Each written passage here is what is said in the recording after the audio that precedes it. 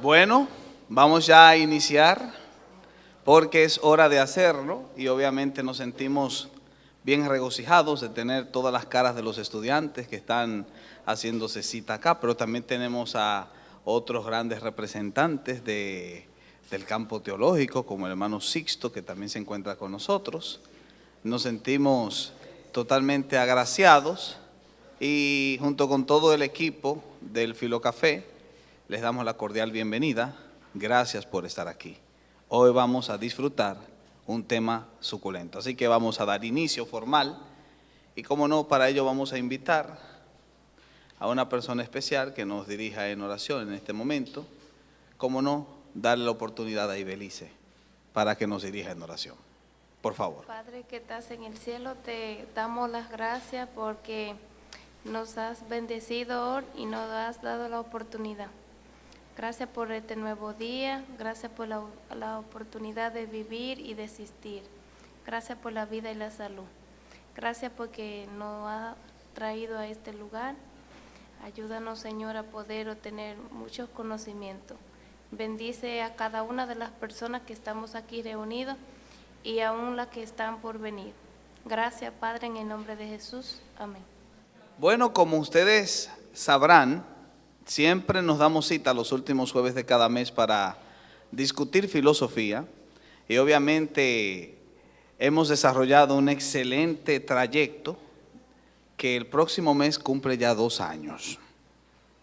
En ese sentido, nuestro Filocafé de hoy, que es el 23º Filocafé, es un Filocafé que está dedicado a un tema muy apasionante y precisamente se han dado cita distintos estudiantes del grupo de introducción a la filosofía y de otras carreras que están interesados en descubrir qué quiere decir esto del Übermensch. Claro, nosotros hoy vamos a hablar de eso, de la miseria del Übermensch. Pero antes de iniciar con el debate, nosotros tenemos que hacer 2 cosas. En primer lugar, tenemos que hacer un breve recuento de lo que es el Filocafé para aquellos que han venido por primera vez y de ese modo puedan familiarizarse con la actividad. El Filocafé es un evento que nosotros hemos desarrollado como una iniciativa para que el estudiante tenga la oportunidad de discutir sus pensamientos en torno a un tema dado. Ya como dije anteriormente, tenemos 2 años en esto, casi 2 años. Y las cosas se han hecho mucho mejores de lo que nosotros habíamos esperado. Estuvimos celebrando uno de nuestros Filocafés en la Feria del Libro, que fue específicamente una hermosa victoria. Estuvimos hablando un tema interesante en la Feria del Libro sobre la pregunta ¿quién soy? Y la realidad del ser. Pero también tuvimos el mes pasado, bueno, en este mes que ya va a pasar, nuestro primer Filocafé en Santo Domingo, con el tema del hombre mediocre de José Ingenieros, donde estuvo una comitiva de los estudiantes representando a todo el grupo para discutir ese tema y nos dieron una recepción increíble, más de 80 personas, para discutir filosofía y quieren que volvamos. Y el tema que hemos propuesto a sugerencia de uno de los miembros del comité es filosofía femenina, para ver si las mujeres también filosofan y si lo han hecho a través de la historia. Así que, aunque la gran mayoría no estará presente para ese Filocafé, sin embargo, les invitamos a que puedan seguirlo en las redes porque estará, inmediatamente se publique, estará contemplándose en las redes sociales y también en un canal de YouTube que se le ha abierto al Filocafé, donde estarán todos los Filocafés a los que usted ha participado y los que usted no ha participado. De hecho, este Filocafé se está grabando precisamente para colocarse en YouTube. Así que todo el que hable el día de hoy sabe que está haciendo historia. Y en este sentido nos sentimos gozosos por esa victoria, ya que el Filocafé, como dice un viejo texto, va de gloria en gloria. Así que, sin más preámbulo y sin abundar más con respecto al mismo, debo darle 2 informaciones antes de pasar al segundo punto. La primera información es que cuando ustedes terminen pueden anotarse, porque estamos desarrollando la temática de regalar un libro a las personas que asisten, pero a través de una rifa. Las personas que vinieron en el Filocafé pasado ya están obviamente en una tómbola que será entregada o será rifada al final del debate, para ver quién se va a ganar un libro muy bueno, muy bueno. Pero también los que llegaron por primera vez pueden también anotarse en esa hoja, una hoja que van a encontrar atrás cuando salgan, para considerar su nombre para la próxima rifa en el siguiente Filo Café. ¿Qué les parece? Está bien esa información, ¿verdad que sí? En ese punto entonces, y dicho esto y dando la bienvenida a los que siguen llegando, vamos a permitir que una de nuestros más antiguos miembros del comité nos dé un breve esbozo biográfico de lo que es la figura del personaje que nosotros vamos a discutir. Un breve esbozo biográfico, puesto que ya este personaje lo discutimos en una ocasión encuesta. Así que vamos a permitir a Alba Nicole que nos presente a Friedrich Nietzsche. Muy buenas tardes. Sin más preámbulos, vamos a hacer historia. Friedrich Wilhelm Nietzsche nació el 15 de octubre de 1844 en Rocken, Alemania. Su padre, que fue un ministro luterano, murió cuando él tenía apenas 5 años, por lo cual fue educado por su madre en una casa donde vivía con su abuela, sus 2 tías y su hermana. Estudió filología clásica en las universidades de Bonn y Leipzig y fue nombrado profesor de la filología griega en la Universidad de Basilea con tan solo 24 años. Su delicada salud, que estuvo afectando toda su vida por su poca vista y sus constantes jaquecas, le obligó a retirarse en 1889. Al cabo de 10 años, sufrió una crisis nerviosa de la cual nunca se recuperó. Murió en Weimar el 25 de agosto de 1900. Podríamos hablar de 3 etapas fundamentales en su pensamiento. Una primera, estética o romántica, influenciado por su amigo Richard Wagner, con el que mantendrá una relación de amistad-odio, donde redacta el origen de la tragedia a partir del espíritu de la música. Las primeras preferencias de Nietzsche en el terreno de la filosofía girarán en el entorno del idealismo hegeliano, pero el pensador que en esos momentos influye que influye en él con más fuerza fue Arthur Schopenhauer. Su teoría se halla bajo el influjo del innatismo y la crítica de Schopenhauer al racionalismo hegeliano e intenta por caminos similares a los de aquel, la voluntad y la intuición, y superar sus condiciones pesimistas, la voluntad de vivir. Una segunda, tras haber renunciado a la cátedra de Basilea, en la que su modo de vida modesto se ve perseguido por sus problemas de salud. Sobre todo en esta época donde se desarrolla su interés por la filosofía, por la cultura griega, y en la que a la postre tendría tanta importancia en su filosofía. Estudia la obra de Platón y Aristóteles y siente especial predilección por las figuras de Sócrates y Heráclito. Una tercera etapa de madurez se extendería hasta su internamiento en Basilea en 1889, bajo sus síntomas de locura. En la segunda etapa en la segunda mitad de los 80, el periodo en el que escribe la mayor parte de sus mejores obras, se encuentran las obras de Así habló Zaratustra, Más allá del bien y el mal, La genealogía de la moral, El crepúsculo de los dioses, El anticristo y La voluntad del poder. Aclamado poeta, Nietzsche ejerció mucha influencia sobre la literatura alemana, así como la literatura europea y la teología. Sus conceptos han sido discutidos y ampliados por personalidades como filósofos alemanes Karl Jaspers y Martin Heidegger, el filósofo judío alemán Martin Buber, el teólogo germano-estadounidense Paul Tillich, y los escritores franceses Albert Camus y Jean-Paul Sartre. La proclama de Nietzsche, Dios ha muerto, fue utilizada por los teólogos radicales posteriores a la Segunda Guerra Mundial, en especial por los estadounidenses Thomas J.J. Althusser y Paul Van Buber.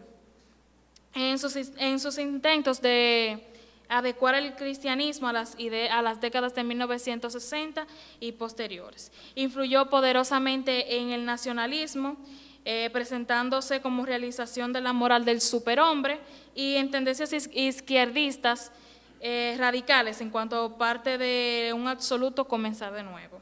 Por último, su consideración del predominio de los distintos vitales sobre la razón es también un precedente fundamental del vitalismo. Muchas gracias. En ese sentido, y después de haber conocido al personaje, sería bueno resumir toda la información en 3 puntos claves. 3 puntos claves que tenemos que considerar para cuando vayamos a abrir el debate. El primer punto es que Nietzsche parte desde una filosofía atea. Estamos analizando el pensamiento de un ateo. Y en este punto nosotros debemos comprender toda la discusión en base a esa primera línea. La segunda línea es que Nietzsche tiene una concepción en cierto sentido hedonista. Y ya lo habían mencionado la expositora de su biografía cuando habló de que presentaba el culto dionisíaco como una de las referencias principales de la vida del sujeto y como una de las mejores maneras para interpretar la cultura. Más tarde se les va a explicar qué es eso del culto dionisíaco en el debate. Y por último, y una línea fundamental, es que Nietzsche es un vitalista. Como es un vitalista, Nietzsche tiene la idea clara de que la vitalidad del sujeto debe primar por encima incluso de su razón. De ahí que Nietzsche se convierte en un crítico de la cultura occidental. Y lo que lo enfrenta con el cristianismo precisamente es que Nietzsche entiende que lo que ha hecho que la cultura occidental no adelante ni evolucione es precisamente la presencia del cristianismo. Quitado el cristianismo, el ser humano podrá evolucionar y convertirse en el Übermensch, en el superhombre. La pregunta sería, ¿el Übermensch o superhombre de Nietzsche, que nace después de erradicar el cristianismo, de exterminar el cristianismo, es la respuesta y la solución para todos los problemas del ser humano? Y la otra gran pregunta, ¿es acaso el Übermensch de Nietzsche el tan aclamado anticristo? Creo que esos son los elementos que nosotros tenemos que discutir en base a las líneas encontradas en la hoja que tienen en sus manos. Y para iniciar el debate vamos a invitar a nuestro querido Juan G. Hernández para que nos dirija en esta excelente ponencia, recordando que todos aquí somos los expositores y todos aquí tenemos derecho a la palabra. Primero que todo, un cordial, afectuoso y fraternal saludo a todos mis queridos colegas en este apasionante mundo de la filosofía. Yo no me había dado cuenta que yo como que me peino como Nietzsche. Tengo como ese estilo de peinado. Y más aún, ¿hasta dónde ha llegado la influencia de nuestro Nietzsche? Hasta el mundo de la moda. Es un chistecito para tratar de, y por lo que veo muy malo. Pero bueno, pero al final de cuentas, aquí no estamos para otra cosa que para filosofar. Empecemos pues, la miseria del Übermensch. Übermensch. Lo primero que tenemos que aclarar es que esa palabra está en alemán y no quiere decir otra cosa que superhombre. En la introducción tenemos que el señor Friedrich Nietzsche fue un pensador alemán, como ya lo hemos dicho, que fue formado en el ámbito de la filología. Esto es algo importante para poder entender los primeros escritos de Nietzsche, como Origen de la tragedia griega, sus intempestivas hacia la moral, y también uno de sus primeros escritos fue Más allá del bien y el mal, que presentan claramente una referencia a su filología. Y así él comienza a hacer también sus primeros escollos en lo que es la filosofía. El señor Nietzsche, junto con el señor Sartre y Charles Darwin, así como el señor Freud, son los pilares del pensamiento moderno y postmoderno. Así que en este estudio que estamos haciendo, no solamente estamos visualizando uno de esos pilares, sino que estamos tratando de analizarlo y, ¿por qué no?, destruirlo. Así ver si soporta el escrutinio de una batería de cerebros que tenemos aquí, y así hacer lo que nosotros sabemos hacer, filosofía. De ahí entonces, su ardua labor analítica le condujo a realizar un diagnóstico de la sociedad contemporánea, sus males y prejuicios, tratando de presentar una solución. Considera que la raíz de la crisis cultural se hallaba en el cristianismo y por ello replantea una revalorización de los valores occidentales con el fin de alcanzar el estado de una nueva evolución, la del Übermensch o superhombre. Vamos a tratar de explicar esa introducción. Como ya hemos puntualizado, el señor Nietzsche es vitalista. Al ser un vitalista, él ama la vida, a tal punto que no quiere que se acabe. Más aún, cuando ésta se acabe, quiere que vuelva a retornar. De ahí uno de sus tópicos principales, el eterno retorno, que está presente en su pensamiento. Más aún, otro de sus pilares es el amor a esta realidad. Él dice, no vamos a tener otra realidad. Debemos de aferrarnos y abrazar esta realidad a tal punto que se quede entre nosotros y lo podamos superar. De ahí, superhombre. Esa revalorización o replanteación de los valores, más que todo, él la plantea a partir de su crítica a su sociedad que estuvo a su alrededor. Lamentablemente, el cristianismo en la época que le tocó vivir a Nietzsche no era uno de los mejores ejemplos que podamos dar. La iglesia luterana en Alemania había perdido fuerza, había perdido su voz en la sociedad. Más aún, había perdido la moralidad, su calidad moral. De ahí la frase de Nietzsche, Dios ha muerto y su cuerpo hediondo sale de las puertas de la iglesia. En realidad, nosotros a veces nos quedamos con la sola frase de Dios ha muerto, pero lo que le da sentido es la segunda parte, y su cuerpo hediondo sale de las puertas de la iglesia. En realidad, Nietzsche lo que estaba tratando de decir es que Dios ya no se tiene como un referente, y peor aún, la moral de sus representantes en la tierra sale el hediondo supor, se podría decir, de las puertas de la iglesia.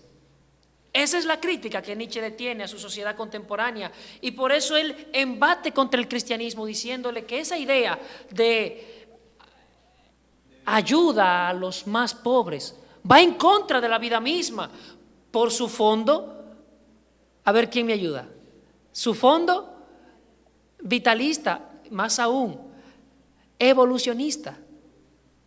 El evolucionismo es el pilar principal dentro del pensamiento de Nietzsche. De ahí él construye todo lo demás en base al evolucionismo. Él dice que con la idea de el más apto, la ley del más fuerte, el más apto, eso niega el mismo cristianismo, ya que el cristianismo se preocupa por el menesteroso, por el pobre. Aún, uno de los pecados que el cristianismo más denuncia es el orgullo, mientras que en Nietzsche es la primera fase para poder llegar a ser el superhombre. La afirmación de uno mismo, la voluntad de poder, el vitalismo nietzscheano, mi voluntad por encima de la voluntad, va en contra de la sumisión que nos habla el cristianismo. Esa es su crítica. Allí está Nietzsche en su más grande auge. Entonces mira e idealiza a un hombre, que no está más decir que es la tarea de toda la filosofía. Todas las filosofías que se han desarrollado tienen como fin la construcción de un hombre.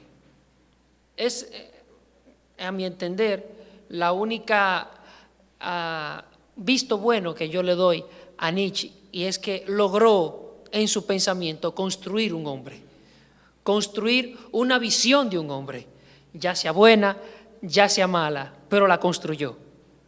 Y eso representa un esfuerzo loable en cuanto a ejercicio intelectual se refiere. Con esto claro, nosotros podemos empezar nuestro debate. Veo acá que en nuestro esquema para el debate tenemos 6 puntos, entre ellos el concepto, que ya hemos visto ciertos atisbos de ello, rasgos, actitudes, el propósito del superhombre, estrategias y por último, realidad, que nosotros en esa realidad sería nuestra refutación al superhombre. Empecemos. Concepto. El Übermensch es la gran apoteosis de la evolución humana. Es aquel hombre que al abandonar las etapas de su barbarie ha logrado alcanzar la estatura perfecta de los ideales antropológicos. Para que me entiendan, una frase de Nietzsche: el hombre que tiene un porqué puede soportar casi cualquier cómo. ¿Quién más o menos me podría ayudar a analizar la frase?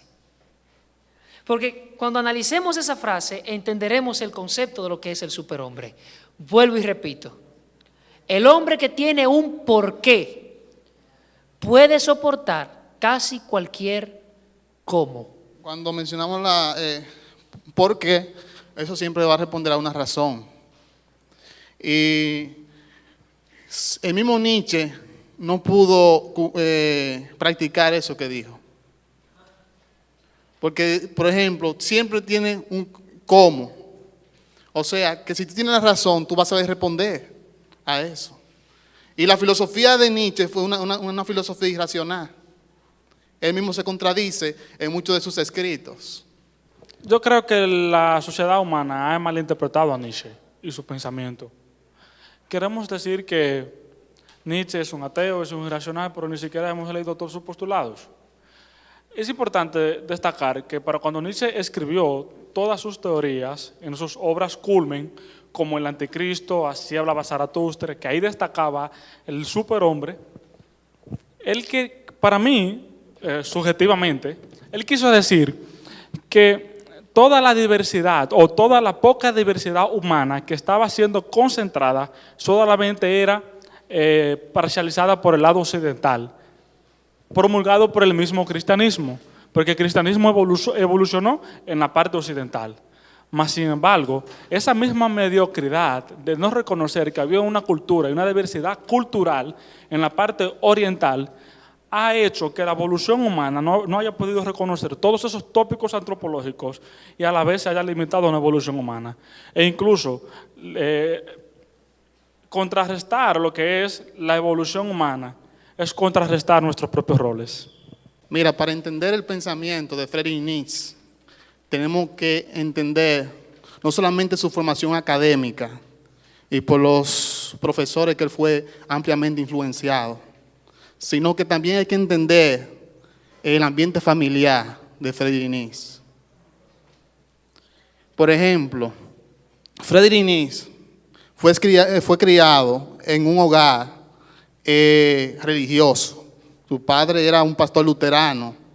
A los 5 años de edad, Friedrich Nietzsche, su padre se cae de la escalera de la iglesia y muere. Y Friedrich Nietzsche, él se cría en un ambiente femenino. Eso también puede influenciar mucho en su conducta. No por la influencia de la mujer en sí, sino porque siempre el niño necesita la figura del padre. Se tiene que identificar con el padre, según la psicología. Otra cosa, Schopenhauer es un ateo. Schopenhauer es un ateo. Y Friedrich Nietzsche fue discípulo directo, aprendió de Schopenhauer su filosofía atea, aunque ellos mismos también tenían contradicciones. Él contradecía alguna filosofía de Schopenhauer.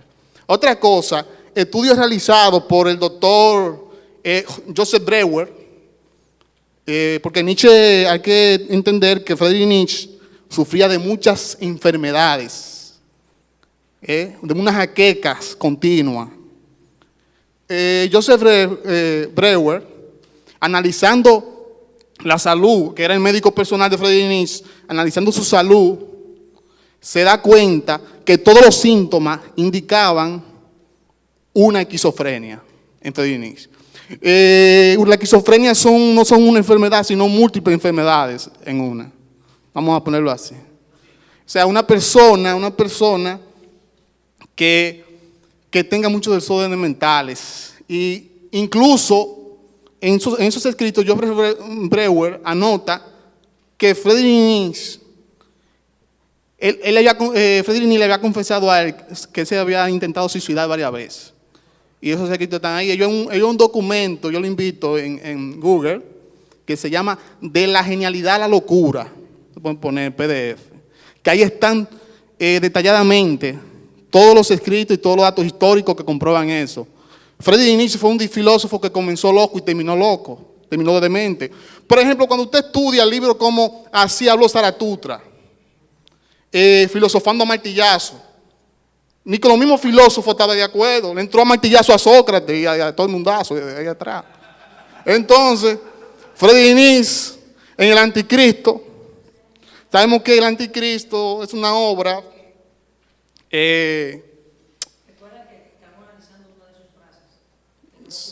Sí, pero esa frase surge de un ambiente no solamente de pensamiento, sino un ambiente histórico. También hay que analizar el momento histórico en el cual vivió Nietzsche.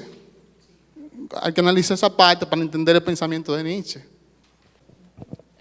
Nietzsche estaría un poco en desacuerdo contigo, porque el mismo Nietzsche dejó escrito como salvaguarda: una cosa soy yo y otra cosa son mis escritos. tratando de salvaguardarse o hacer ese checkpoint a los que quieran analizarlo a partir de la historicidad y de su familia. Pero volvamos de nuevo a la centralidad para entender el concepto de superhombre, que es la frase que propuse: el hombre que tiene un porqué puede soportar casi cualquier cómo. Muy bien, yo a esta frase de Nietzsche la puedo interpretar con otra frase que usamos en la actualidad, y es que el fin justifica los medios. Esta frase, digo yo que interpreta esta otra, porque lo que Friedrich Nietzsche está proponiendo es un objetivo, una finalidad a lo que él llama superhombre, donde se concentra en el egoísmo, en el hedonismo. Para alcanzar esos medios hay que hacer muchas cosas, como quitar esto, quitar aquello, que va totalmente en contra de la cultura, totalmente en contra del pensamiento actual, de la época, ¿verdad? Entonces, para mí esto es lo que esta frase está queriendo decir. El hombre que tiene un porqué, o sea, un propósito, soporta casi cualquier cómo lograr ese propósito, lo soporta como sea, cualquiera que sea. De ahí, el fin justifica los medios. Eso es el primer concepto que tiene Nietzsche en la cabeza para el concepto de superhombre. Por ende, vemos que el superhombre lo obliga a decirle, él tiene que estar más allá del bien y el mal, de lo que nosotros conocemos como bondad o miseria. Para Nietzsche, la idea de bondad que nosotros entendemos en realidad es miseria, mientras que su idea de bondad es lo que nosotros entenderíamos como barbarie. Y a lo malo, Un bueno. punto importante que hay que destacar también con respecto al pensamiento nietzscheano es eso que dice de las etapas de su barbarie. O sea, Nietzsche entiende que el ser humano no ha seguido evolucionando precisamente porque hay un obstáculo que se lo impide. Todos sabemos que el pensamiento darwiniano dice que venimos de organismos inferiores que fueron evolucionando. Y la típica pregunta que la gente se hace es, ¿y si es así, por qué no seguimos evolucionando? Nietzsche responde, por culpa del cristianismo. El cristianismo impide a la gente evolucionar, porque la evolución depende de la ley del más fuerte, es decir, el proceso de selección natural. El cristianismo ha enseñado a cuidar al débil, a que amemos al débil. Y ese mensaje de amor al débil es lo que Nietzsche le critica al cristianismo. Al débil hay que dejarlo morir porque es débil. A quien hay que dejar vivir es al fuerte. Y en ese punto, cuando extingamos eso que nosotros llamamos debilidad, entonces podremos alcanzar el estadio del Übermensch o superhombre, que él lo ejemplifica en una parábola, la parábola de la metamorfosis. Primero era camello. Con toda la carga de su culpabilidad. Y después evoluciona a león, que es rebelándose contra el amo que le ha colocado la carga. Y luego entonces, que logre rebelarse, viene el último proceso de la metamorfosis. El niño, es decir, nació el Übermensch. El Übermensch o el superhombre nace cuando los hombres se rebelan contra todas las autoridades que les han colocado encima y aprenden por sí mismos. Eso es lo que quería decir Nietzsche y eso es lo que quiere implicar la idea o nacimiento del Übermensch. Yo creo que ese punto da conclusión al concepto del superhombre. El superhombre no es más que un niño que se ha rebelado en contra de sus padres. En términos más serios sería aquel hombre que se ha rebelado contra toda autoridad. Y en términos morales es aquel que ha reinventado los valores. ¿Qué es lo que quiere decir él? Para pasar entonces y avanzar en la discusión, pasemos a sus rasgos. En los rasgos tenemos que para Nietzsche el Übermensch tiene ciertas características que le distinguen. Es totalmente egocéntrico, totalitarista y se convierte en antítesis de todo lo que se considera moral cristiana. Ya lo hemos explicado. ¿Cómo es el Übermensch? Es el individualismo a su máxima expresión. Una de sus frases que está en El Anticristo, un libro que él escribió, es que él culpa al cristianismo por todas las miserias que está pasando en este mundo, porque el cristianismo ha estancado al hombre en la bondad. Para él, la bondad ha sido el mayor obstáculo. Y él dice que verdadera bondad sería que al débil le ayudásemos a morir. Entonces, de acuerdo a lo que hemos escuchado, podríamos decir que Nietzsche sería como la segunda parte del ángel caído. Sí, porque todo lo que él ha dicho viene todo en contra del cristianismo y dándole fuerza a Satanás, porque se ha ido por todo el lado izquierdo, quitando la moral, quizás el que poco tiene, para aumentarle al que más tiene, sin importarle, quizás el hombre que se encuentre más bajo, para nosotros los cristianos es la función de Satanás, y eso es lo que hemos visto hasta ahora. Mi pregunta es, ¿para él sería que el mono no evoluciona porque nosotros somos bondadosos?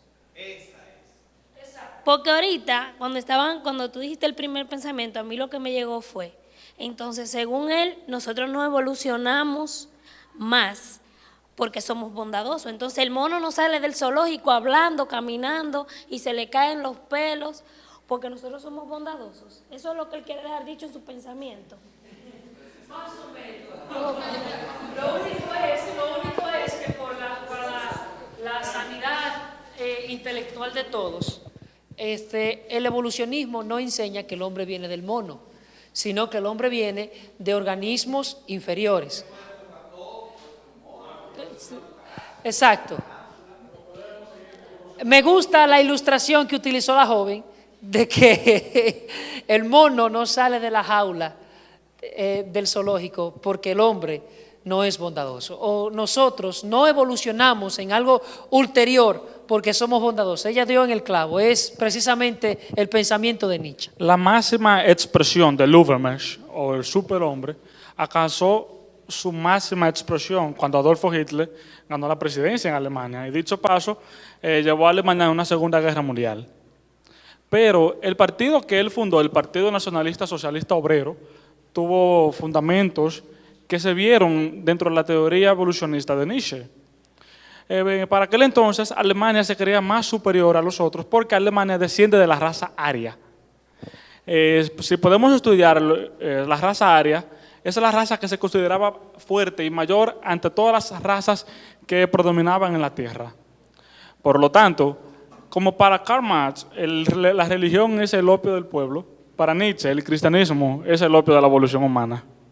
Observando el pensamiento de Nietzsche, para mí Nietzsche era una basura, y excúsenme por el término. ¿Por qué? Porque atacar el cristianismo, que lo único que te lleva es a compartir sus ideales, a vivir una vida cómoda. Por ejemplo, observamos el pensamiento ahora mismo sobre la potencia. ¿Qué piensa la potencia? El super yo. Yo lo que importa es yo y mis circunstancias. Eso ha trascendido el pensamiento de Nietzsche. Yo pienso que Nietzsche lo que hay que agarrar, buscar todo su escrito y darle una pela.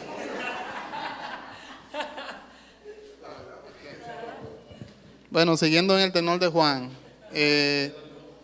si hay un líder del siglo XX en totalitarismo, podemos ver a Adolf Hitler como encarnando ese superhombre que presenta Friedrich Nietzsche en sus escritos. Uno tiene que darse cuenta de que lo que Nietzsche hace, por ejemplo, en su libro El Anticristo, es una crítica maliciosa hacia el cristianismo en sentido general, partiendo de los errores del catolicismo. Porque eso está en el Anticristo, en las primeras páginas del Anticristo. Como él menciona muchos de los errores del catolicismo. Bueno, La iglesia progresista de Alemania es la iglesia luterana. claro, pero también había católicos. Y Nietzsche habla de la historia del catolicismo también en su libro, en Anticristo, menciona muchas de las cosas, muchos de los daños que hizo la iglesia católica directamente a la iglesia católica. Bueno, ese es mi punto de vista. Entonces, ¿qué es lo que sucede con Friedrich Nietzsche? El pensamiento de Friedrich Nietzsche es un pensamiento, desde mi concepción, un pensamiento de un demente. De un demente. Usted lee sus escritos y se contradicen en gran manera, muchos de sus escritos. Y terminó en un orfanatorio, creo. En un manicomio, terminó Friedrich Nietzsche. Ya ustedes pueden ver ahí, ustedes seguían por ahí, pueden notar lo que está pasando. Sin embargo, Nietzsche, aún siendo un ateo, aún teniendo una persecución directa al cristianismo, que es el único sistema, por cierto, que tiene un referente a los absolutos. Sin embargo, sus escritos han sido muy influenciados, no solamente en la parte europea, sino también en Latinoamérica. Entonces la pregunta es, querido Juan Hernández, ¿cuál era el referente de Nietzsche para referirse de tal manera al cristianismo? O sea, ¿cuál era la crisis que él veía? Porque es una buena pregunta. ¿Cuál era la crisis que él veía en el cristianismo por la cual él persigue de manera tan tajante y tan persistente al cristianismo? Entonces, retornando al que ver el contexto histórico o los antecedentes históricos, ¿por qué Nietzsche parte de esa crítica? Podemos dar respuesta a eso con las palabras del mismo Nietzsche. Nietzsche construye todo un libro llamado El Anticristo. Y en realidad ese libro debería llamarse Anticristianismo. Pero ahí es donde está el punto. Ahí es donde está el punto importante, donde a Nietzsche nosotros debemos de darle otro visto bueno. Y es que le hizo una crítica al cristianismo y al cristianismo de su época. De hecho, yo soy, aunque me confieso cristiano, comulgo con Nietzsche en hacerle una crítica al cristianismo que se convierte en cristiandad. Porque no solamente yo lo hago, también lo hace Søren Kierkegaard y cada uno de los teólogos responsables que le hacen una propia crítica. El mismo Lutero lo hizo también, le hizo una crítica al cristianismo cuando se vuelve cristiandad, cuando se funde y olvida aquel que murió a la cruz. Entonces, Nietzsche, antes que eso también, su crítica en realidad viene de su referente. Para Nietzsche, su referente es totalmente evolucionista y se convierte a tal punto individualista.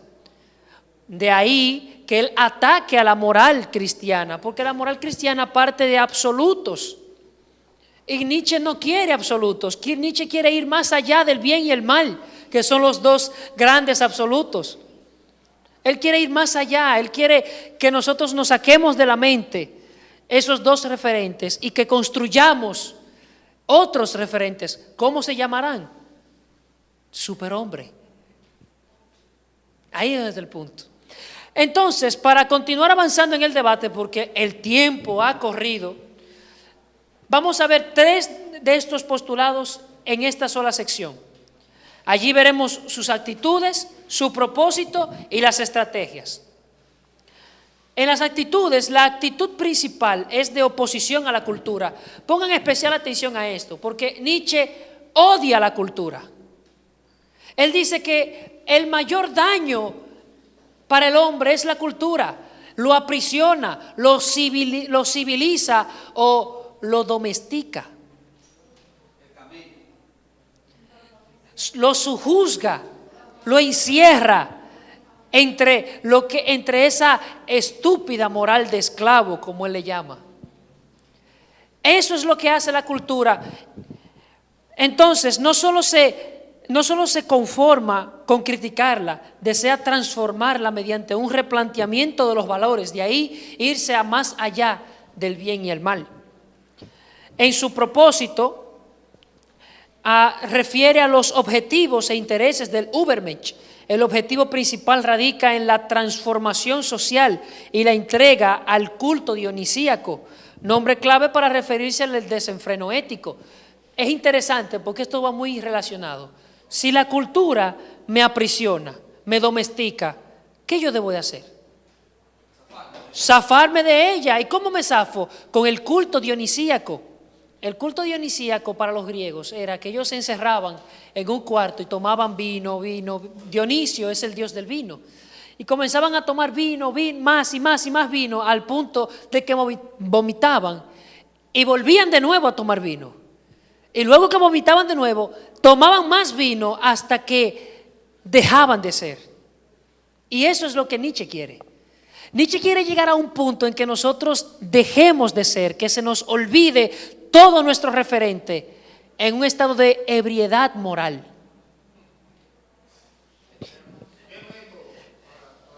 De ahí sus estrategias para lograr el cambio de la cultura, el predominio del desenfreno y erradicar el cristianismo son su primera meta. El Übermensch debe regirse por la ley del más fuerte, exterminando a todos los débiles y desahuciados, que es donde entramos a la más peligrosa faceta del pensamiento de Nietzsche. ¿A dónde nos lleva el pensamiento de Nietzsche? O a sus últimas consecuencias, tener una sociedad de Hitler. Nosotros debemos entender, cuando vamos a analizar esto del Übermensch, el Übermensch nietzscheano, es que el Übermensch de Nietzsche es como la solución a los problemas de la sociedad misma. Pero el Übermensch mismo, el superhombre de Nietzsche, es un problema en sí. Porque lo que plantea es, al tener que cambiar los valores morales del cristianismo, que dicen ama a tu prójimo como a ti mismo, precisamente ese ama a tu prójimo como a ti mismo es la clave que nos ha impedido evolucionar. Eliminado ese mandato, eliminada toda la moral cristiana, podemos hacer lo que se nos antoje, podemos hacer lo que nos dé nuestra gana. Y en este punto, Nietzsche propone y dice, desde un replanteamiento de los valores, nosotros podemos exterminar razas enteras si las consideramos débiles. Porque no hay un referente moral que me diga que matar a otra gente porque la considero más débil que yo es malo. Ya lo cambiamos, replanteamos los valores y ahora lo que nosotros llamábamos malo es lo que debemos considerar bueno, porque es lo que nos va a liberar, es lo que nos va a hacer superhombres. Y en ese punto, la premisa final o la consecuencia final hacia donde va a conducir el Übermensch de Nietzsche, si se pone en práctica, es el genocidio. La propuesta final de Nietzsche es el genocidio. Hace un tiempecito estuvimos discutiendo sobre la filosofía de Nietzsche en la UAS, y uno de los hartos defensores de Nietzsche, porque Nietzsche tiene sus defensores, sépanlo. Uno de los hartos defensores de Nietzsche, un profesor de la UAS, negaba rotundamente la relación entre Nietzsche y Hitler. Hitler, ese gran líder nacionalsocialista que mató 6 millones de judíos porque los consideraba inferiores, oigan bien. Y él decía que no, que Hitler lo que utilizó a Nietzsche fue como propaganda política. Entonces yo le decía, es imposible que Hitler viera en Nietzsche un elemento de propaganda política, porque Nietzsche en Alemania no lo querían. En Alemania Nietzsche no era una estrella de cine, ni una estrella pop. Era un hombre rechazado, murió solo en un hospital psiquiátrico, precisamente porque la gente de su época no estuvo de acuerdo con sus ideas. Entonces, un político como Hitler no utilizará un fracasado social como propaganda política. Entonces, en ese sentido, lo que le dijimos a ese querido profesor guasdiano era, sí, hay una estrecha relación entre el pensamiento de Nietzsche y la figura de Adolfo Hitler. De hecho, Adolfo Hitler era admirador de Nietzsche y llegó incluso a llevar flores a su tumba y a visitar a la hermana de Nietzsche, como una especie de tributo a la figura de este personaje. Si podemos tener a una figura tan oscura en la historia como Adolfo Hitler, se lo debemos a Nietzsche. Hitler es un hijo de las ideas de Nietzsche. Si usted quiere creer que Nietzsche es un excelente personaje y poner en práctica sus ideas, lo que va a tener como resultado es a un genocida. Creo que el tiempo se nos ha agotado y creo que el profesor Néstor ha dado en el clavo. Más aún, ¿por qué no podemos seguir haciéndole la crítica a Nietzsche desde el referente cristiano? Ya que Nietzsche ha atacado tanto al cristianismo, dejemos que el cristianismo se defienda un poco. El cristianismo podía abogar a un cierto aspecto histórico, la Reforma Protestante. Con ella, el cristianismo no solamente impulsó a la sociedad, sino que también dio un referente y construyó un hombre, el hombre reformado, y defendió la idea del hombre nuevo. Y esa idea desarrolló, voy a dar solamente 3 cosas. Número 1, desarrolló un hombre más educado porque enfatizó la idea de la vocación. La idea de la vocatio hay que rastrearlo hasta el pensamiento luterano. Mientras que también la idea del seguro social fue una idea de la Reforma Protestante. Precisamente por ayudar al débil. Más aún, toda nuestra sociedad occidental ha sido construida en base al capitalismo que tiene su cuna en Ginebra, bajo la mano de Juan Calvino. Claro está, un capitalismo sano y no un capitalismo voraz como el que y corrompido como el que estamos viviendo hoy en día. Pero más que todo, el cristianismo tiene como premisa fundamental el amor a Dios y al prójimo, como a ti mismo. El cristianismo en realidad es la mejor filosofía de vida que haya podido ser vista en esta tierra. Y de hecho es lo que mejor, y el mundo debería de estar pidiendo a gritos que se manifieste de nuevo un avivamiento dentro de la iglesia. Porque el cristianismo es lo que más ha hecho por este mundo. El cristianismo ha hecho por este mundo lo que ninguna otra filosofía ha hecho. Y eso lo podemos comprobar por la historia. ¿Usted quería decir algo? Para mí, en conclusión, aunque debo admitir que no conozco todo el pensamiento de Nietzsche y no conozco todos sus escritos, pero los atisbos que me han llegado me hacen concluir en lo siguiente: que lo propuesto por Nietzsche realmente trae destrucción que lleva al caos. Y además que, según el pensamiento propuesto por él mismo quedaría descartado, porque era un enfermo mental, al que tenían que ayudar seguramente y ponerle medicamentos. Entonces, con respecto a lo que diría la Biblia en cuanto a él, yo le aconsejaría a Nietzsche, si él estuviera aquí sentado frente mío, leyera el libro de la Biblia, que dice: y el fin de todo discurso es este: teme a Jehová y guarda sus mandamientos, porque esto es el todo del hombre. Y le pondría la mano en la espalda y le pediría al Señor que hiciera su trabajo en su corazón. Quería agregar una nota en el comentario de Néstor, de lo influenciado que fue Hitler con la filosofía de Nietzsche. Y está claro, y hay muchos datos históricos que pueden comprobar, rectificar esto, que fue influenciado. Por ejemplo, cuando tú lees el libro Mein Kampf, Mi lucha, de Hitler, escrito desde la cárcel, cuando intentó dar el golpe de Estado contra Hindenburg, fue encarcelado.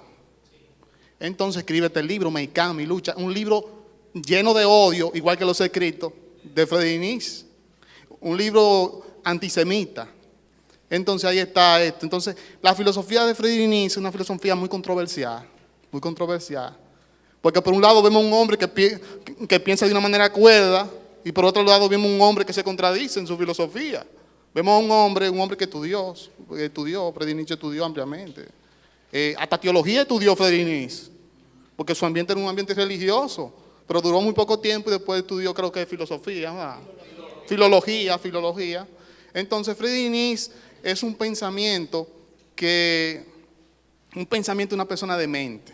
Vamos a hacer referencia al caso específico de Charles Darwin.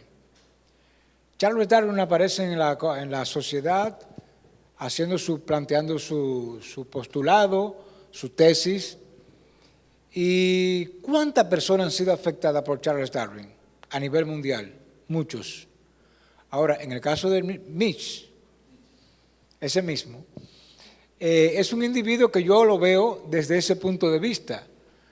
Sale a la palestra pública a nivel universal y hace su postulado, pero ¿representando a quién? Representando quizá el mismo caso de Charles Darwin, representando en este caso, bueno, estamos hablando entre cristianos, representando precisamente a Satanás. Claro, porque los postulados que, como hemos visto en el día de hoy, precisamente está en contra de la moral, ve al débil, al hombre quizá menos válido como menos que los demás. O sea, todo ese tipo de cosas, y al que hay que quizá ir en contra de él.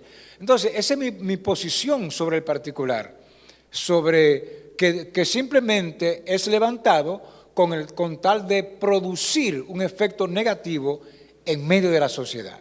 ¿Es cuánto? Nietzsche lo que trató de hacer fue un evolucionismo filosófico, y muy acertado.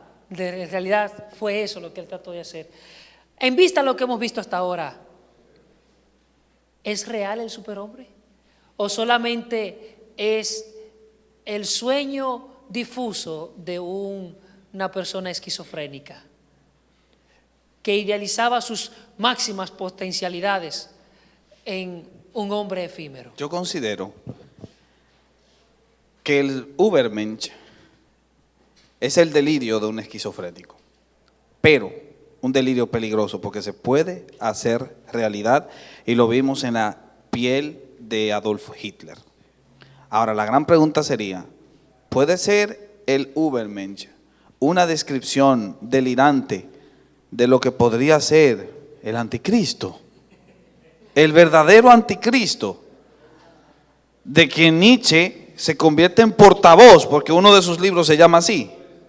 Bueno, yo creo que esa pregunta no se podría responder en este foro. Podríamos concluir ya con el propio Nietzsche al final de sus días, firmando dentro de sus pocos periodos de lucidez cartas a sus amigos como el crucificado. Si ustedes pudiesen tener a la mano las desgarradoras oraciones finales de Nietzsche, llorarían como lo hice yo. la primera vez que las leí. Dan fe de un hombre en una verdadera crisis existencial, peor aún, en una verdadera crisis de fe. Yo creo que Nietzsche murió así. Murió en uno de esos atisbos de delirio, en una verdadera crisis de fe. Porque él dice: al Dios no conocido, tú, mi gran enemigo, no te alejes de mí. Así termina. Y su última frase morir fue: mamá, soy un tonto. Son palabras cargadas de decepción, de una vida, de renegar de un Dios que al final de cuentas admitirlo como su gran enemigo. Qué pena. Ojalá y el Señor haya tenido misericordia de Nietzsche. Podemos concluir así. Gracias por ese hermoso comentario, hermano Juanji, porque al final de cuentas, el valor de una persona no se encuentra en sus escritos primeros, sino en sus palabras finales. Nietzsche venía de un hogar cristiano. A los 12 años dejó escrita una oración: Jesús, úsame. Murió su padre, comenzó a renegar del cristianismo, pero al final de sus días, en medio de su locura, Nietzsche comienza a orar de una manera desgarradora, y ustedes pueden consultar las oraciones en internet y tienen la cita bibliográfica para comprobar que la veracidad de esas oraciones es históricamente fiel. Y lo que vemos no es tanto una crisis, yo les llamaría una agonía. Es un hombre que está agonizando espiritualmente y grita, porque se nota que está gritando cuando lo lees. Oh Dios, mi gran enemigo, no te alejes de mí.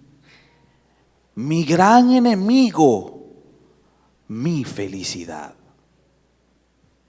Y al final de sus días, Nietzsche deja constancia escrita reconociendo a Dios ya no como su enemigo, sino como su felicidad. En ese punto creo yo que la reflexión debe dominar nuestros corazones, porque en muchas ocasiones hemos actuado como Nietzsche. Que Dios nos permita algún día por lo menos reconocerle como nuestra felicidad. Y con estas palabras, con estas precisas palabras, concluye el 23º Filocafé. La miseria del Übermensch. Así que fue un fuerte aplauso.